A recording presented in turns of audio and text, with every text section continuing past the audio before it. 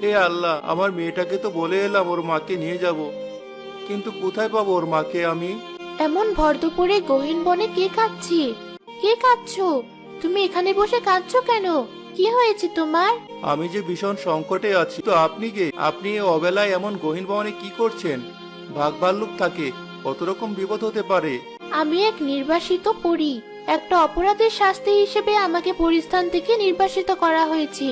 সেই শাস্তি ভোগ করতে আমি এখানে আছি। জানি না কোনোদিন আমি এখান থেকে মুক্তি পাবো কিনা। আপনি কি করছিলেন?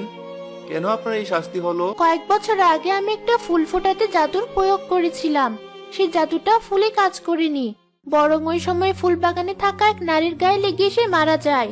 এই গুরুতর পাপ আমাদের রানীমা ক্ষমা করেননি। তিনি আমাকে নির্বাসিত করেছেন আর বলেছেন আমি যদি পুনরায় কোনো মানুষের উপকার করতে পারি তবে আমার নির্বাসন থেকে মুক্তি হবে। সেই থেকেই অপেক্ষা করছি কবে কোনো বিপদগ্রস্ত মানুষ আসবে সাহায্যের আশায়। এবার তুমি বলো, তুমি কেন এখানে বসে কাঁদছো? আমি খুব গরিব মানুষ, আমার ছোট একটা মেয়ে আছে, স্ত্রী নেই। সে মারা গেছে মেয়েটা আরো ছোট থাকতে। অনেক কষ্টে মেয়েটাকে লালন পালন করেছি, তো কপালের লিখন মেয়েটা আমার দুরারোগ্য রোগে আক্রান্ত। কত ডাক্তার দেখালাম, কেউ আশা দিল না। বলল মেয়ের শেষ ইচ্ছেগুলো পূরণ করতে, যেন সে অন্তত শান্তিতে মরতে পারে। এ তো ভারী কষ্টের ব্যাপার।